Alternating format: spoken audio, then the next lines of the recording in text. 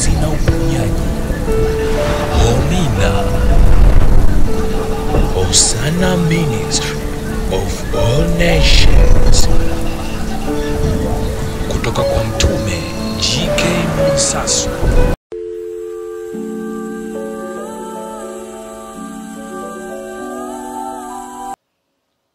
Hiyo ndo nguvu pekee ambayo tutaendelea kusimama nayo ndani ya miaka 1000. Manake asili ya Kristo ni lazima idhihirike ndani ya kanisa. Kwa hiyo wewe, kazi kwako ni kusimama na kutembea kwenye hili agano la huyu Mungu ambaye ndiye Mungu aliyopo kwenye hii madhabahu. Watu wa Mungu, agano niloingia nalo na huyu Mungu linasimama katika tunda linaloitwa upendo, unyenyekevu na uvumilivu. Kwa hiyo la msingi na la muhimu kwako wewe, pokea hili tunda, uliruhusu likae ndani ya moyo wako. Popote utakapokanyaga, chochote utakachokifanya, hili tunda ndio ulinzi wa kwako. Ndilo jawabu la maisha yako kiroho na kimwili. Ili tunda litakufanya wewe ustawi na uwe na afya njema, kazi za mikono yako ziweze kudhihirika katikati ya mataifa.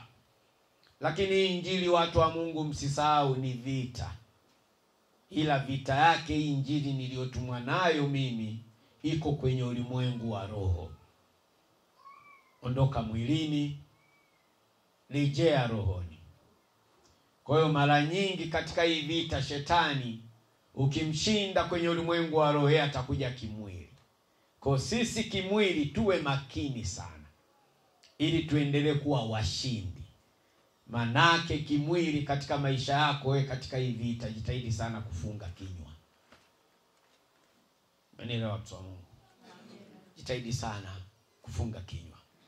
Kwa sababu Mungu anayesimama katika pendo, unyenyekevu na uvumilivu apiganiwi. Mwachie. Mimi watu wa Mungu, sisi kazi yetu ni kumwambia yeye afanye. Mioyo yetu itajitambulisha na yeye, kwa sababu ni tunda lile linaloitwa upendo limekaa ndani ya mioyo yetu, ni lazima. Ndio maana anajihakikishia kwamba yeye haugui wala hateseki. Kwa kama kuna adui katikati ya maisha yetu, lazima sisi tutahesabu kwa washindi, kwa sababu Mungu aliyopo ni Mungu wa muumba wa mbingu na nchi na vitu vyote vilivyopo. Anapatikanika kwa imani. Jitahidi sana, jenga imani ya kiwango cha juu. Sawa watu wa Mungu? Tukitaka kuvuka, tukitaka tuone matokeo ya huyu Mungu, jenga imani. Muda wote, masaa yote, kila unapomhitaji huyu Mungu, kitamka, tamka kwa imani. Meneno watu wa Mungu, tamka kwa imani. Hakuna lisiowezekana. Tamka kwa imani. Narudia tena, nina agano naye, niko hapa, nina agano. Na uzuri, yeye ni Mungu wa maagano, wa utimilifu wa agano, hajawahi kutoka nje ya agano. Hii yote ni imani. Kwa na kusijenga imani ya kiwango cha juu, uingiapo, utakapo, popote unapokuwa. Lakini tujue na tufahamu, ili aweze kututetea, lazima tukubali kubadilika. Wokovu ni mabadiliko, watu wa Mungu. Mabadiliko ya tabia. Mabadiliko ya tabia. Mungu aliyenituma anajitambulisha katika tabia iliyo njema. Kwa sisi kama wana wa dhambi, tunapomwendea huyu Mungu, lazima tuwe tayari kubadilika. Kubali, mtu wa Mungu. Umenielewa? Kila mmoja jitathmini. Kubali kubadilika. Kubali kubadilika. Ni tabia. Tabia iliyo njema ndio Mungu mwenyewe. Tabia ya uovu ndio shetani. Tumebeba tabia za uovu, ndio maana hatutoki, ndio maana hatuponywi, ndio maana hatufunguliwi. Ndio maana Mungu wa kweli hatumuoni, kwa sababu bado hatujampa nafasi ndani ya mioyo yetu. Na kuomba, ninakusihi, Roho wa kweli wa Mungu aliyemfufua Kristo ndiye anenena kwa niaba yake, anasema nikwambie, badilika mtu wa Mungu. Usijipiganie, usijitetee. Shida ya kanisa, tunajitetea kwanza afu ndipo tunaenda kupiga magoti kumwambia Mungu. Hakuna matokeo. Ukichokozwa, ukiingiliwa, piga goti kabla hujajibu. Ndio maana nimesema funga nini? Kinywa.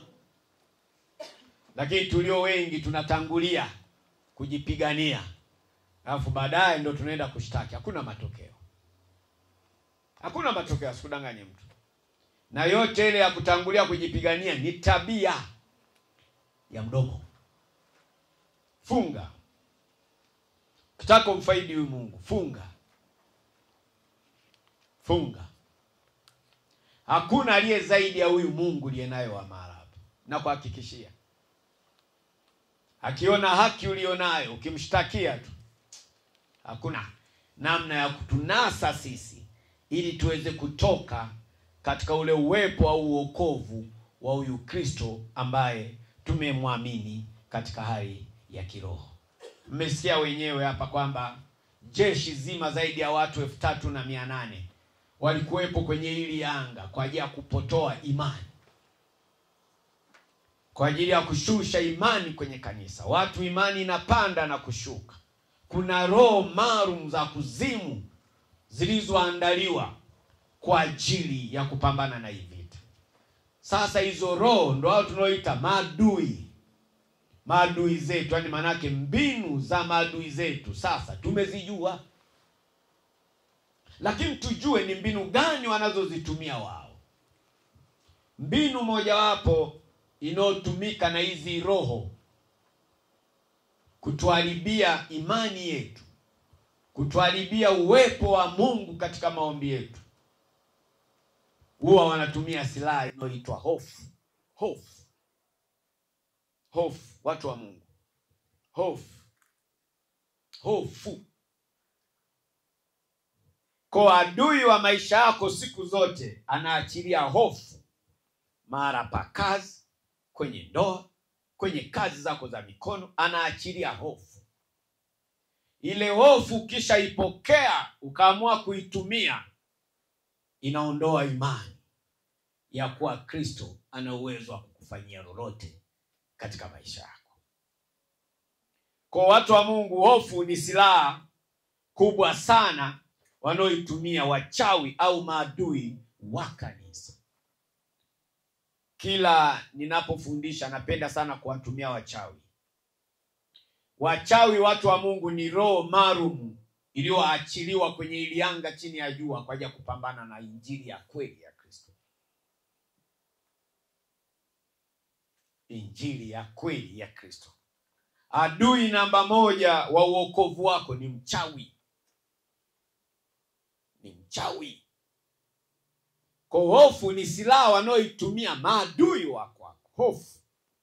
Kwa na kuomba na ninakusii, kila unapoona hofu imeingia ndani mwako, usistuke, ikabili, kwa sababu yuko ndani mwako ni Kristo. Na nile watu wa Mungu. Kwa mara nyingi kanisa, ni kweli, sinapigiwa simu, mtume nimeona, acha. Acha. Wanatumia. Wenyewe mnashuhudia kwenye majumba mnamoishi. Au vitisho. Mtu anakutisha. Unaletewa limzimu, linene kama nyumba, usingizini.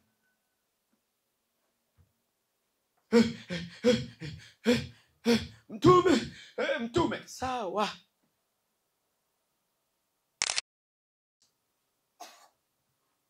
Hofu ni silaha kubwa sana wanaoitumia wachawi ili kumwangamiza au kuangamiza maisha ya watu walio wengi au kanisa ya watu walio wengi wanaomwamini Mungu. Kwa wengi tuliokoka, silaha pekee inayotuangusha wanaotumia maadui zetu ni roho ya hofu. Simesikia hapa? mtoa ushuhuda anasema alisikiliza redio. Anaposikiliza redio akawa anapokea, lakini akamwendea jirani yake. Jirani yake akampiga hofu ndani yake. Wewe ulikuwa unamsikiliza nani? Unataka kwenda wapi? Kwa Freemason.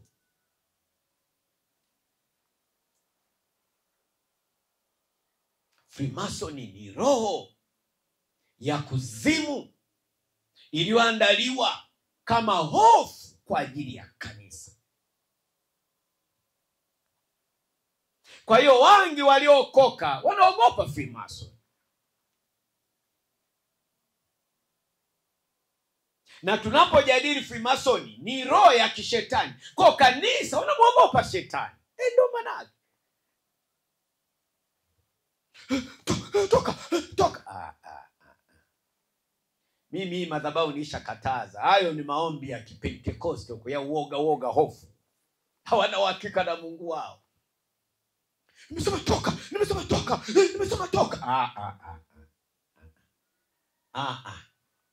Wewe una uhakika na Mungu wako. Amuru. Toka. Ondoka. Wewe fuatilia maombi ya kanisa. Makanisa yote ya Kipentekoste, wewe fuatilia. Maombi yao ni ya hofu. Maana wanamuogopa shetani. Hawana utayari wa kupigana na nani? Na shetani. Kwa hii roho ya hofu, watu wa Mungu, iliyorushwa ndani ya kanisa, hii roho ni roho iliyoandaliwa na wachawi au na maadui wa kanisa. Kwa hii roho tunatakiwa tuishughulikie kwa imani. Amini kwamba Mungu wa Mwansasu, Mungu aliyemwamini, ambaye ni pendo, unyenyekevu na uvumilivu, anaishi ndani ya moyo wako. Yeye ni jemedari. Yeye ni silaha. Kwa mtu akija akikutisha kwamba usiende pale Omina pana Freemason, wewe mwambie tu unajidanganya. Na katika kujidanganya, ni namna gani huyu wa ndani anapokea hiyo sauti? Tuna shida ndani kanisa. Hofu. Hasio utani. Hii ni roho inayotembea ambayo shetani ameirusha chini ya jua. Juzi nikaa nimeamka, nikawahi kuja kuomba maombi hapa alfajiri sana. Nafanya yale maombi, kuna kitu kilirushwa kikawa kinakuja huku. Lakini mimi nimetulia.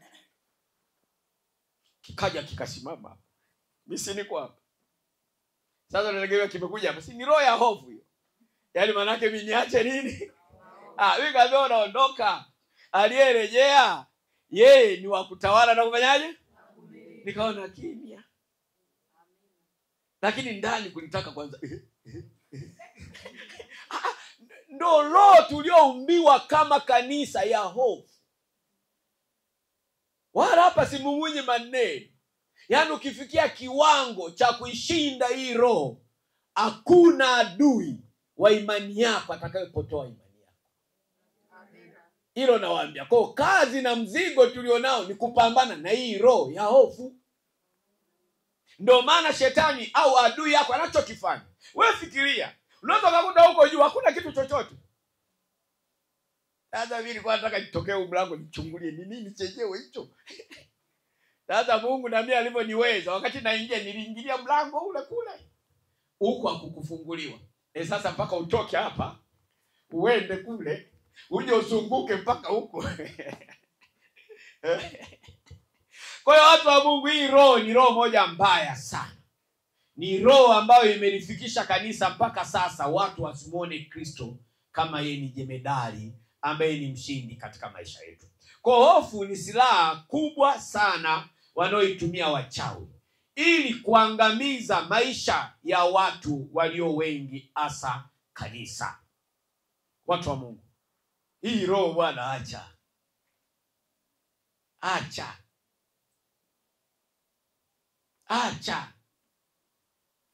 Narudia tena, kila mtu hapo ulipokaa jitafakari. Mnalia hapa, Baba unichukue niende mbinguni. Simba kiingia hapa watu wote. huyo wapi? Sio unatakiwa ende mbinguni. Na mbinguni uwezo kaenda bila kufa. Ndio hilo. Kwa hiyo cha msingi na la muhimu alionituma Roho wa kweli wa Mungu kwa ujumbe wa leo, tutafute nguvu ya kukaa nao ndani mwetu ili tupambane na hii roho ya nini? Ya hofu. Iondoke ndani mwetu. Tumwamini huyu Kristo. Ndiye anayeishi ndani mwetu. Mara nyingi wanawaambia anayeishi si mie. Ni yule Roho wa kweli wa Mungu aliyemfufua nani? Kristo. Yeye sio marehemu. Yeye haugui. Huu jumbe ni mgumu. Ndio maana wengi mimi nawaambia mimi utakuja kuniona na umwa. Watu wanashangaa. Kwa nini? Wanashangaa. Ni kwa sababu ndani roho ya hofu imewajaa.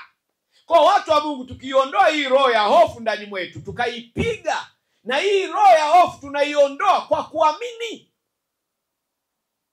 Amini kwamba lile unaolitenda kwa huo wakati ni Kristo mwenyewe na yuko pamoja na wewe. Haleluya. Haleluya. Hii roho haijaanza kwenye kanisa la leo. Ilianza toka zamani, enzi za hawa mitume wakiwa na huyu Yesu kwa huo wakati. Hii roho sio nzuri. Hebu tuisome kwenye Mathayo 14 uone.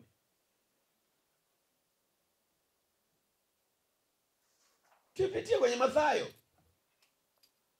Mitume walikuwa na Yesu. Roho ya hofu hii. Mathayo 14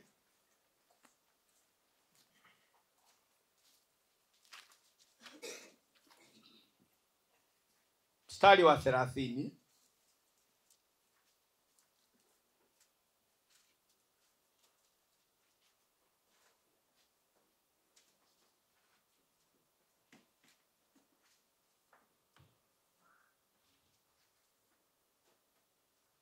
Hebu tuanzie 27.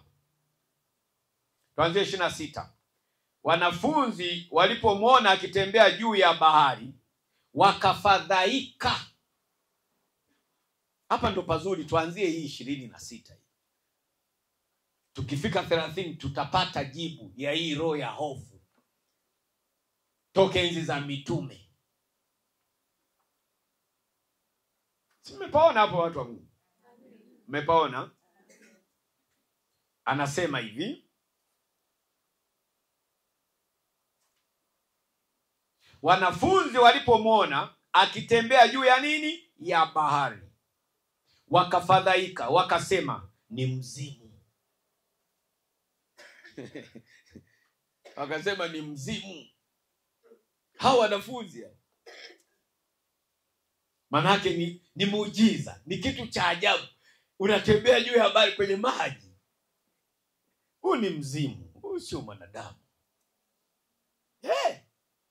Hawa ni wanafunzi wa Yesu ambao walijengewa imani kubwa na Yesu. Waliona vitu vingi kwenye injili ya huyu mwalimu wao, lakini roho ya hofu ilikuwa bado imewakaa ndani ya mioyo ya kwao.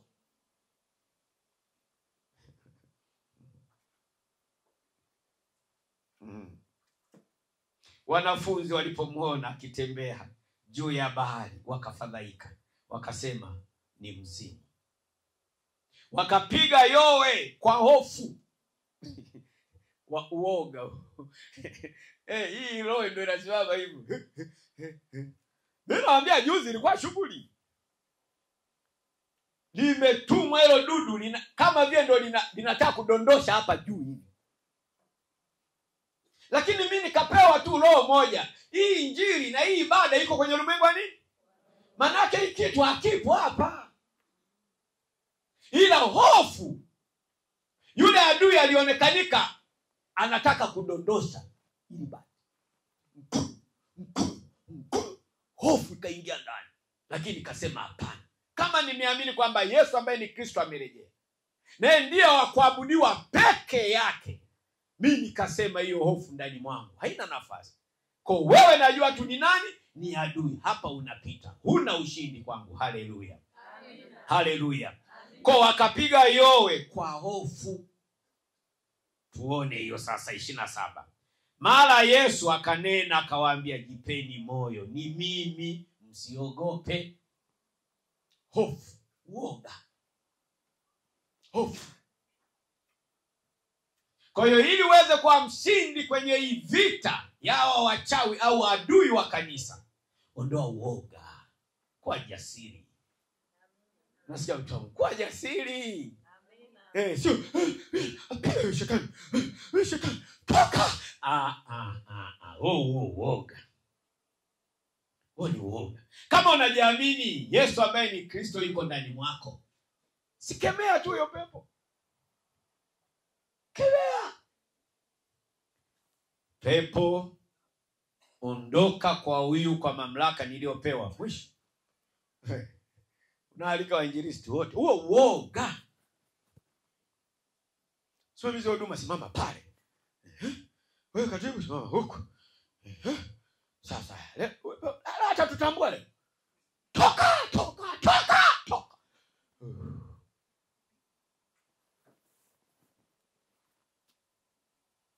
Mwanangu mmoja wakati anasali kanisa moja, unasikia mchungaji wake anaomba hivi, akakuta paka anapiga kelele kwenye nyumba yake. Paka, wewe nimekwambia utoke.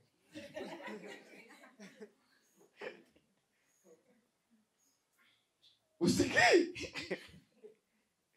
Toka. Nimekwambia utoke hapa.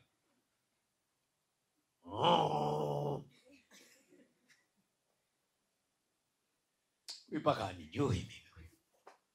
Uoga.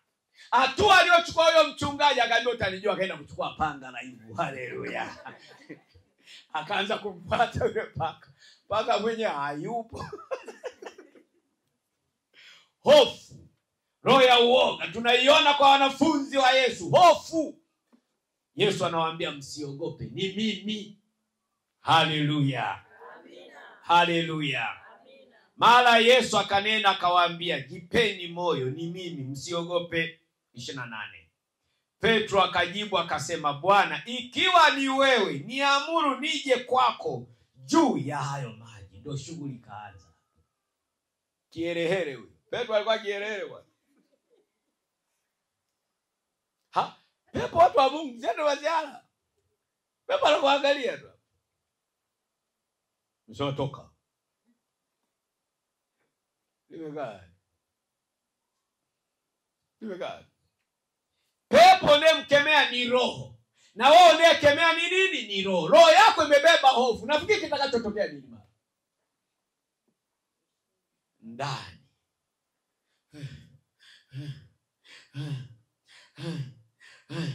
Petro akamjibu akasema, Bwana, ikiwa ni wewe, niamuru nije kwako juu ya maji. Akasema, njoo. Petro akashuka katika mashua akatembea, lakini alipouona upepo akaogopa, hofu. Alipoona nini? Akajua yuko peke yake, Yesu hayupo. Hata wewe leo Yesu yuko ndani mwako, ndio imani uliyoibeba. Kwa shetani huyo adui wa kanisa anachokifanya, anaachilia nini? Hofu. Wewe usihofu kwa sababu aliyoko ndani yeye ni jasiri kati ya wengine. Haleluya. Tunamuona kabisa hapa Petro. Alipoona upepo kikaendelea nini Petro? Lakini alipoona upepo akaogopa. Akaanza kuzama, akapiga yowe, akasema, Bwana, niokoe. Hofu.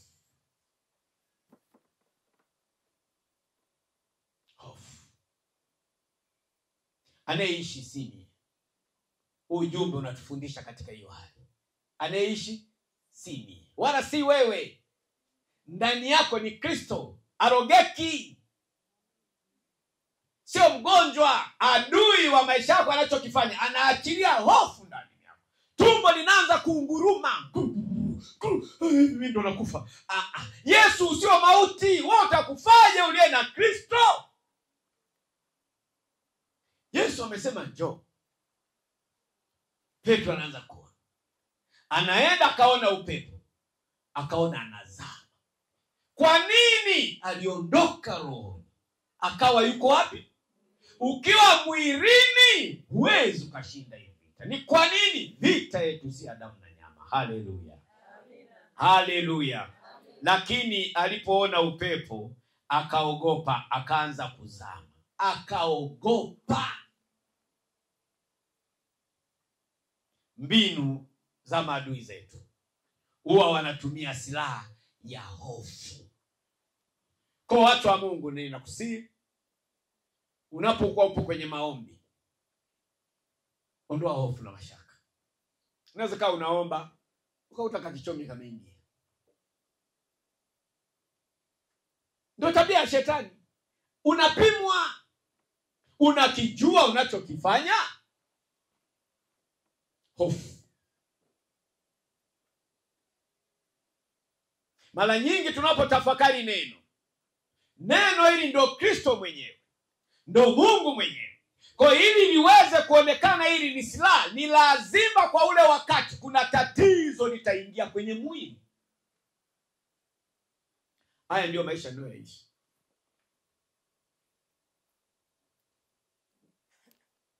Kumbukeni, shetani ni roho. Na huyu shetani tunampata kwenye neno hili mnaloliona. Wengi hamjui hilo. Wengi kanisa mpaka leo hamjui. Ndio maana mganga ana uwezo wa kutumia hii Biblia.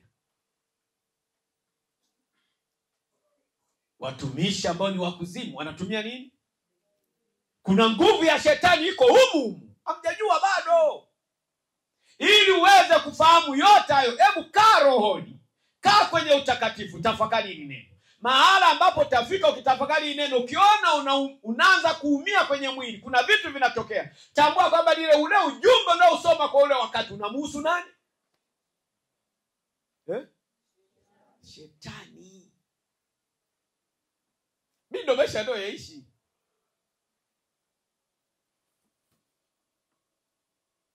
Unajua, haya mafundisho hutayapata kwingine. Hii siri hutaipata kwingine. Wengi wao mnajiuliza, mimi nahudumiaje watu au na wahudumiaje? Na wahudumia kwa mfumo huu. Mimi katika hili neno naliona kwenye Biblia, shetani namkuta huko. Ninaposoma hiki kifungu, wewe unaweza kufikiri Mathayo 14, wewe kujua tu ni Mungu yote. Kumbukeni nimewaambia ni tabia. Sio rahisi kunielewa. Utumbo wenu haujakomaa. Unatakiwa kunyweshwa maziwa. Sio kula dona. Ino hapa mimi ni dona. Ufahamu wenu bado. Naona hapa mmeanza kuangalia hivi. Na ndio maana leo hii mmepotea kwa kupitia neno hili. Shetani yuko humu. Kuna siku ukinizingatia utanielewa. Mbinu za maadui zetu huwa wanatumia silaha ya hofu. Kwa mtu wa Mungu, hii hofu iliyomo ndani mwako, hebu ishughulikie. Mimi na watu wa Mungu. Mimi na watu wa Mungu. Kila mmoja hapa ndivyo mnavyoishi. Na wafahamu bado hamjakomaa. Ndio maana ukiingiwa usiku na tatizo, sio mnapiga simu. Kwa nini mnapiga simu? Kwa nini? Kristo ameenda wapi? Anaishi wapi?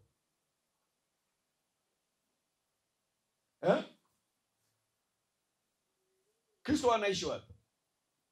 Mimi nimesema anayeishi si mie.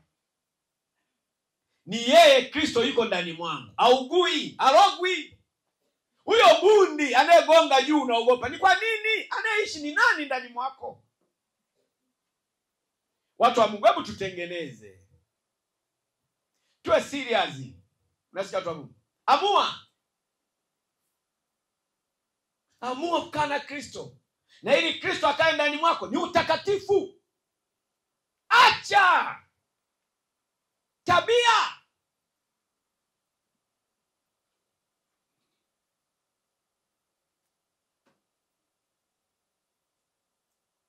Mimi Nimewahubiria Mungu yuko hapa. Kama yuko hapa, na nimesema ni pendo, unyenyekevu na uvumilivu. Wewe upo nyumbani kwako. Shida ni wewe hujajiungamanisha na Mungu wa Mwansasu. Ndio maana una hofu.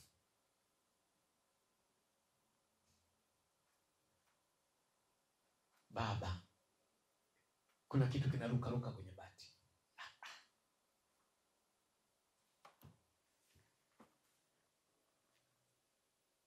Umemwona Yesu amelogo?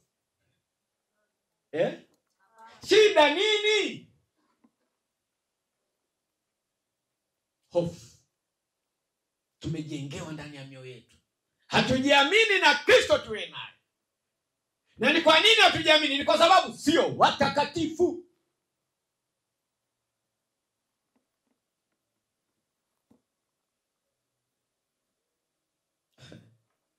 Kuna roho nyingine ya hofu, kwa utambuzi mwingine inaitwa vitisho. Vitisho na kutisha. Mimi nakwambia limekuja limegonga hapo juu, acha go. Tena sio mbali, siku ya Jumatatu, yani mimi mara nyingi huwa nakuja kusali alfajiri. Lazima nifanye tathmini ya ibada.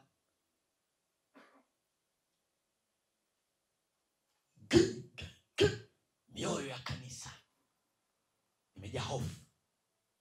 Kwa adui anatumia kitisho. Anakutisha wewe. Unaenda wapi? Kwa Mwansasu. Mwansasu ni Freemason. Roho yako inarudi nyuma. Yule jirani yako, yule rafiki uliyemuuliza ili akupe mawazo ili katumika.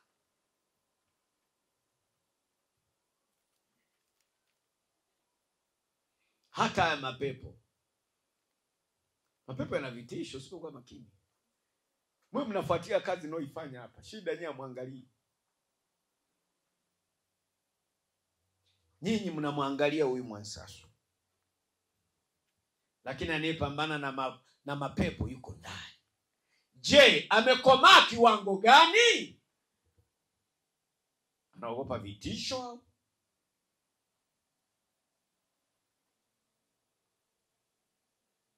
Yesu alisema ni mimi. Njoo.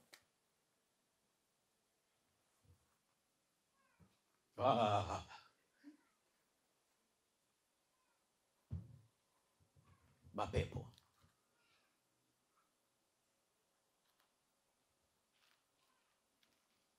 Maadui wa kanisa wanachokifanya, wanatengeneza mazingira ya namna ya kukutisha wewe, ili kusudi lako la ukweli la Mungu wa kweli lisiweze kutimilika. Cha msingi nini tufanye? Pambana na hii roho, ipiga ikuondoke. Hata kwa sadaka pambana. Mimi nilota pambana. Roho ya hofu, vitisho. Kwa hiyo yanatengenezwa mazingira ya vitisho. Kuna wanawake wengi ni mjamzito, lakini ile mimba mapepo yanaitaka. Wako wanawake wengi mimba zinatoka ni kwa sababu ya vitisho. Gule kupepo kinachoamua ndani mwako kinaachilia, tumbo linaunguruma kila siku. Linanyonga kwenye kitovu. Unajua mimi ndo naenda kufa. Chungaji, mimi ndo nakufa. We ufi, tulia mpaka kucha, haiwezekani. Vitisho. Kwa wengi waharibifu, vitu vingi ambavyo tumepewa na Mungu vinatuondoka, hatujui kuvimiliki, ni kwa sababu hatujakomaa ndani. Roho ya hofu na vitisho vimejaa ndani mwetu. Watu wa Mungu, narudia, cha msingi kwenye wokovu wako, jitahidi sana kupambana na hii roho, kuipiga. Umenielewa? Ishughulikie. Fanya ibada. Ndio maana kuna jamii wengine, watu wengine ni majasiri, mwingine sio mjasiri.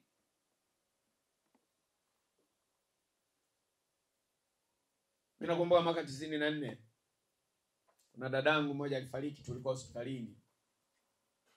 Alikuwa anaishi Njombe hii. Tukamuondoa wakati anaumwa, tukampeleka kijijini. Tulipofika kule kijijini, tukamchukua, tukampeleka hospitali ya Matema.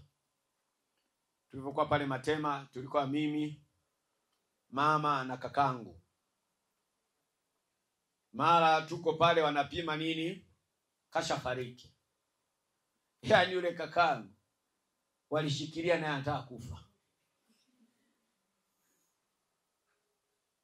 Mauti ni roho ya hofu, vitisho.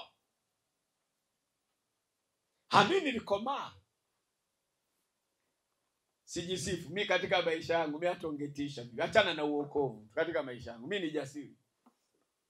Lakini jamii nyingi, watu wengi, mioyo yao haina utayari wa kuwa majasiri kidogo tu.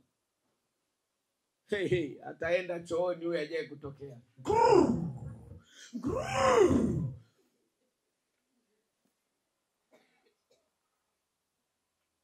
Leo kuna kikao na bosi, watu ndani. Tumbo.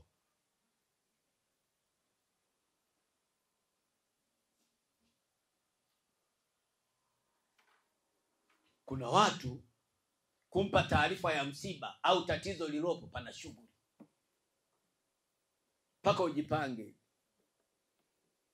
Mimi wewe niambiaga hata simu piga.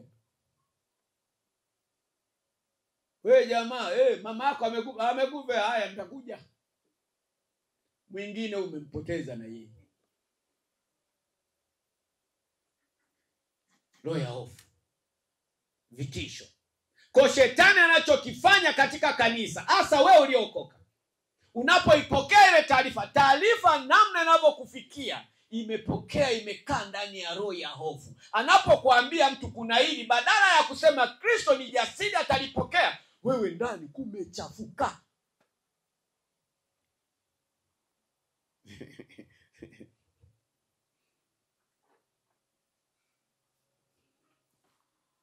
Wengi waliokoka wanashindwa kupokea miujiza kwa sababu ya hofu.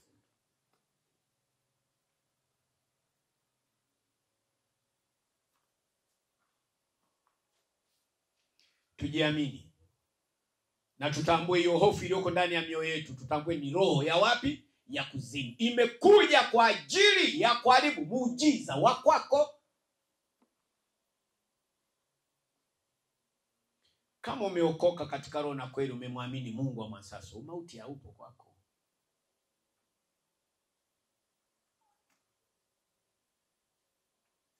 Watu wanataka kukaribia siku. Watu wanakujua kabisa. Adui yako anakujua kwamba huyu leo. Kana ingia tu kama message ka ovyo.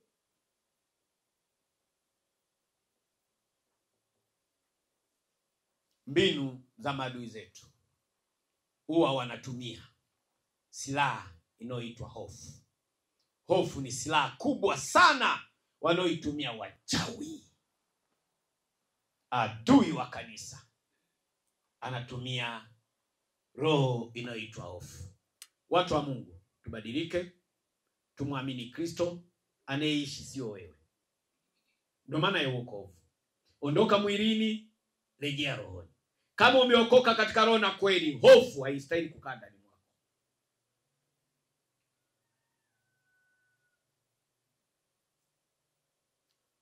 Adui akikutisha, wewe kumbuka Kristo amekurogwa.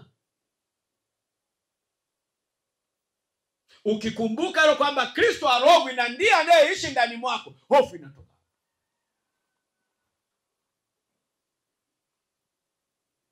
Petro alisema, kama wewe ndiye Yesu, niruhusu nije. Akaambia njoo. Akaanza kwenda. Shetani katika kujenga imani ya Petro akaachilia nini? Upepo, hofu. Kandani kale kakaona, mimi nazama. Unazama kwenda wapi? Umekumuona wapi Yesu ambaye ni Kristo anazama? Ndio maana tunasema ondoka mwilini, rejea wapi? Hii vita watu wa Mungu iko kwenye ulimwengu wa roho. Wachawi ni roho, sio mwili. Kuna siku mtajua, lakini kwa haya machache ya siku ya leo kuna kitu mmejifunza. Lakini tufanye nini katika hiki kitu cha leo tulichojifunza? Hii roho imeshikilia kanisa. Hebu tunda la roho ni upendo. Tunda la roho ni upendo. Upendo ni maisha watu wa Mungu. Amina. Na maisha ni upendo. Amina. Mwambie jirani yako acha hofu wewe. Acha hofu wewe. Mwambie tena. Acha hofu wewe. Anasemaje huyo? Amina.